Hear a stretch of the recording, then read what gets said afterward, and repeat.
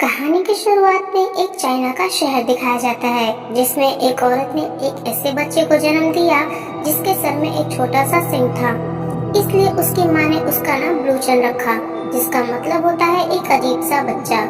ब्लूचन के पिता एक बहुत ही अमीर बिजनेसमैन थे, लेकिन वह अपने परिवार का बिल्कुल भी ध्यान नहीं रखते थे। एक बच्चा हो जाने के बाद भी उनका स्वभाव बिल्कुल नहीं बदला। आखिरकार ब्लूचन की माँ को उसके पैसे चुराकर अपना और अपने बेटे का पेट पालना पड़ता था। एक रात ब्लूचन गली में दूसरे बच्चों के साथ खेल रहा था।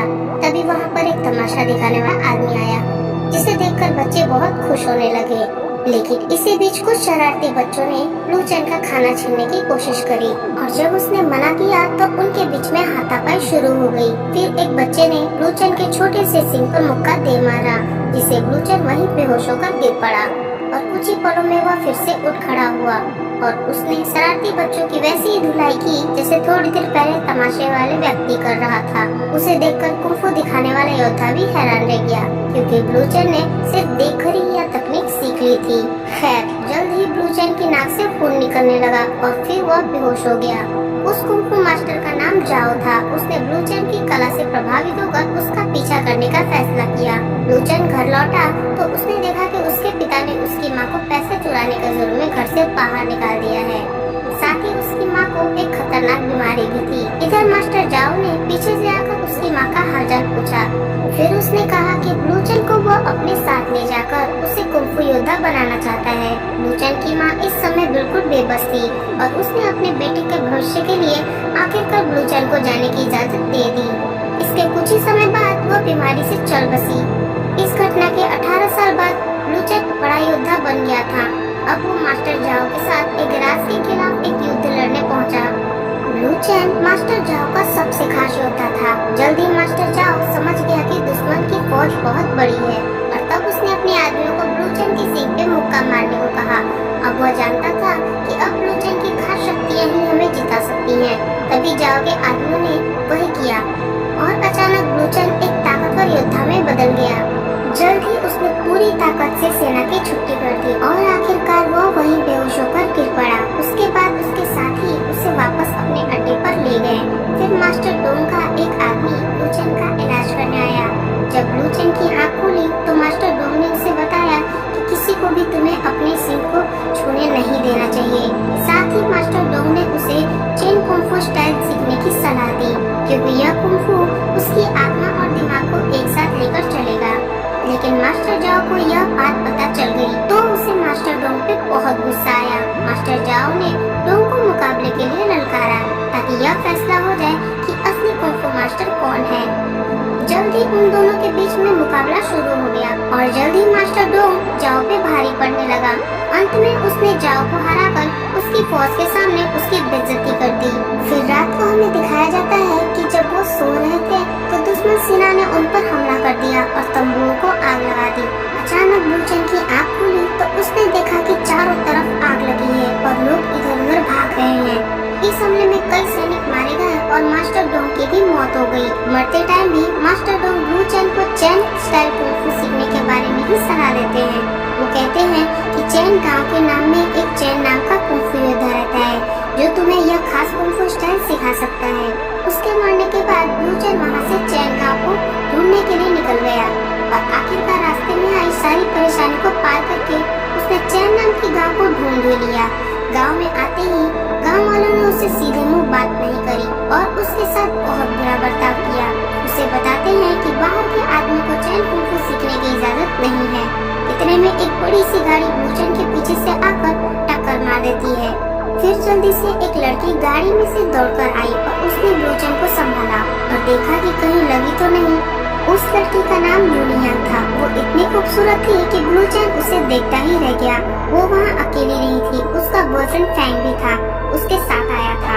फैंग गाँव वालों से देखने में अलग था क्योंकि वो अभी यूरोप से अपनी पढ़ाई पूरी करके आया था। फिर यूनियन वहाँ से चली जाती है और एक गाँव वाले ने बताया कि यूनियन मास्टर चैन की बेटी है। ये सुनकर ब्लूचन उसके पीछे भागने लगा, लेकिन तब तक वो अपने घर पहुँच चुकी थी। फिर शाम को दिखाया जाता है कि सब गाँव वाले यूनियन के खास मीटिंग में शामिल होने आए हैं। वह इस मीटिंग में सब गाँव वालों को कुछ दिखाना चाहती थी जिसके बारे में फैंग यूरोप से सीख के आया था। फैंग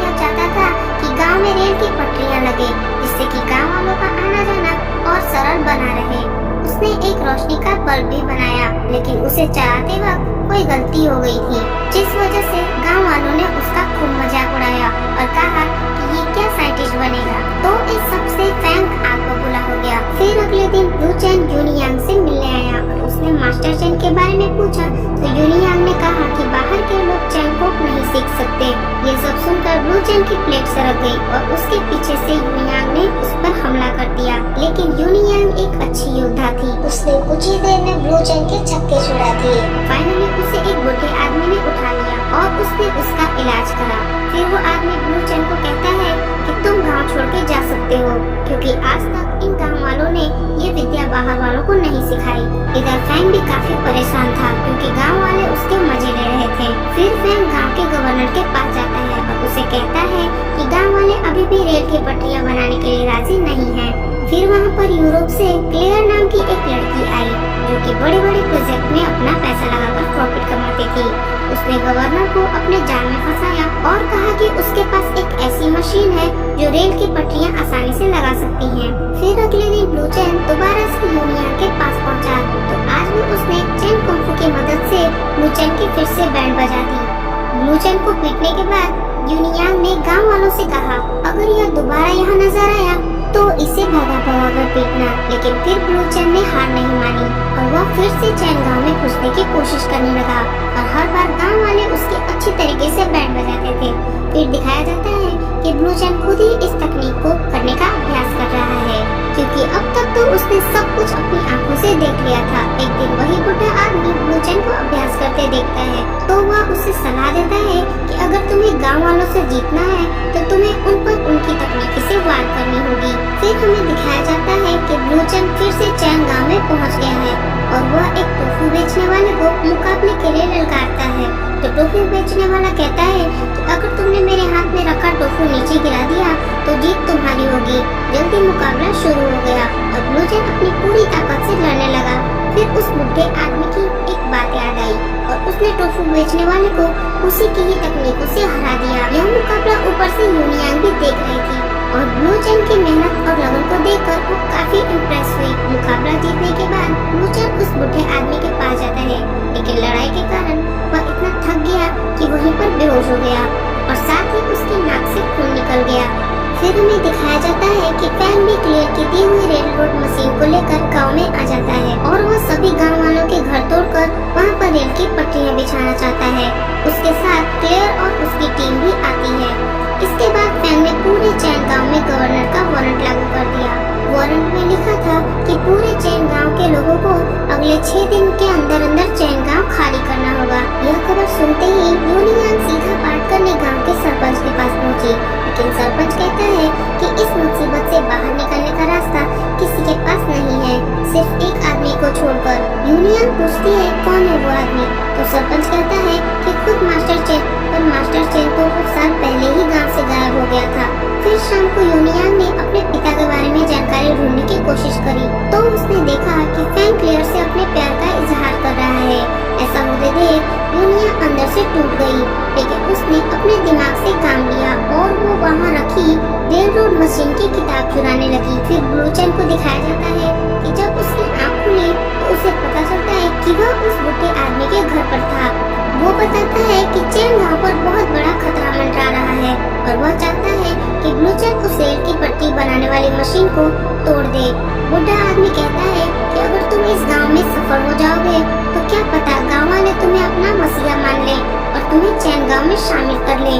इस तरह तुम चैन को स्टाइल भी सीख सकते हो। ये सुनकर चैन की उम्मीद फिर से जाग उठी और वो बिना देर किए अपने काम पे निकल गया और जल्दी वह एक गोदाम में पहुंचा।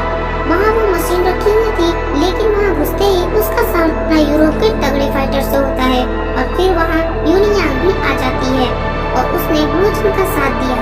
यूनियांग भी असल में इस मशीन को तबाह करने आई थी। फिर यूनियांग ने ब्लू चैन को अपना प्लान बताया, किस तरह वो इस मशीन को तहस नहस कर सकते हैं। लेकिन बदकिस्मती से फैंग और क्लेयर भी उनके प्लान के बारे में पता चल जाता है, इसलिए वह भी यहाँ जल्दी आ पहुँचते हैं। लेकिन यूनियांग ने जब किताब से देखकर मशीन को खराब करने का तरीका पता लगा लिया था, फिर जैसे ही यूनियांग ने वो बटन दबाया तो सभी लोगों में भगदड़ मच गई, क्योंकि इस बटन से मशीन में धमाका होने वाला था। मगर क्लेयर उसी धमाके की शिकार हो गई और यूनियन धमाके के कारण बेहोश हो गई। लेकिन ब्लू चैन उसे ही सलामत बचाकर गांव में ले आया। यह सब देखकर गांव वालों ने ब्लू चैन की बहादुरी की तारीफ करी और गांव को बचाने के लिए उसे धन्यवाद कहा। फिर वो बुढ़ा आदमी आता है तो सबको पता चलता है कि वो बुढ़ा आदमी कोई और नहीं बल्कि मास्टर चैन ही था। ये सब देखकर ब्लू चैन तो हक्का बक्का रह गया, क्योंकि यही वो आदमी था जिसे ब्लू चैन शुरू से ढूंढ रहा था। फिर मास्टर चैन गांव वालों को कहता है कि फैंग क्लेयर की मौत का बदला लेने अपनी फौज के साथ गांव पर जरूर हमला करेगा, जिससे यहाँ पर बहुत खून खराबा होगा। इसलिए मास्टर चैन ने गांव वालों को कहा कि उन्हें एकजुट होकर लड़ना पड़ेगा। जल्दी गांव वाले युद्ध की तैयारी में जुट गए और मास्टर चैन ने अपने टावर से देखा कि फैंग अपनी फौज के साथ यहाँ आ पहुँचा है। लेकिन ब्लू चैन और उसके लोग फैंग की फौज का सामना करने को तैयार थे। फिर युद्ध शुरू हुआ और इधर यूनियन फैंग को अपने जाल में फंसाने की कोशिश कर रही थी, लेकिन फैंग को तो क्लेयर का बदला लेना था। उसने उसकी एक भी नहीं सुनी और इधर दिखाते हैं कि ब्लू चैन गाँव वालों के साथ मिलकर फैंग की फौज का खात्मा कर रहा है। फिर उसने देखा कि एक सिपाही यूनियन को गोली मारने वाला है, तो वो यूनियन को बचाने के लिए उसके सामने खड़ा हो गया और गोली सीधे उसके सीने में आ लगी। जब ये सब मास्टर चैन ने देखा तो उसे इतना गुस्सा आया कि उसने अकेले ही फैंग और उसकी फौज की बैंड बजानी शुरू कर दी। फिर गांव वालों ने मिलकर फैंग और उसकी फौज को गांव से भगा दिया। आखिरकार वह इस युद्ध में जीत गए और बेहोश ब्लू चैन को सरपंच के पास लाया गया और मास्टर चैन ने बताया कि ब्लू चैन ने देख कर चैन स्टाइल कुंफू सीख लिया था। यह सुनकर कई लोग ब्लू चैन पे चैन स्टाइल कुंफू चोरी करने का इल्जाम लगाने लगे, लेकिन मास्टर इन सब लोगों से सहमत नहीं था और उसने ब्लू चैन की जान बचाने के लिए कहा और उसकी शादी यूनियांग से करने का फैसला सुनाया। तो यूनियांग भी इसके लिए राजी हो गई और इस तरह ब्लू चैन इस गांव का हिस्सा बन गया। आखिरकार ब्लू चैन और यूनियांग की शादी पूरे जोरों शोरों से हुई और ब्लू चैन पूरे गांव में मास्टर चैन के दामाद के रूप में जाने लगे। आखिरकार ब्लू चैन ने अपनी पूरी मेहनत और लगन से रास्ते में आई सारी परेशानियों को पार करके चैन स्टाइल कुंफू सीख लिया। तो दोस्तों, हमें ब्लू चैन की तरह मुसीबत को पार करके हमारा लक्ष्य पाना चाहिए। तो मैं आशा करती हूँ कि आपको यह मूवी पसंद आई होगी। तो आप लाइक मारो, अब चाहे सब्सक्राइब के बटन पे ब्लू चैन स्टाइल में मुक्का मारो या फिर मुझे नहीं पता, बस सब्सक्राइब हो जाना चाहिए, क्योंकि आपकी सपोर्ट की हमें बहुत जरूरत है। मिलते हैं नेक्स्ट वीडियो में। Bye bye and take